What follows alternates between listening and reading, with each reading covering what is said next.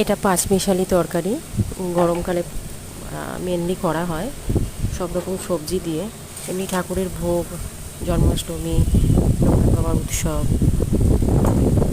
লক্ষ্মী পুজো, এগুলোতে করি। আমার শ্বশুরমশাই খেতে খুব ভালোবাসে, বেশ ঝাল ঝাল মিষ্টি মিষ্টি হয়, সব রকম সবজি দিয়ে করা হয়।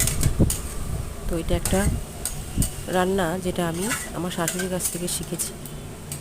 খুবই টেস্টি রান্না একটা। সবথেকে বেশি ভালো লাগে এটা খিচুড়ির সাথে। ঠিক আজকের এই ওয়েদারে খিচুড়ি আর পাঁচমিশালি তরকারি জাস্ট জমে যাবে।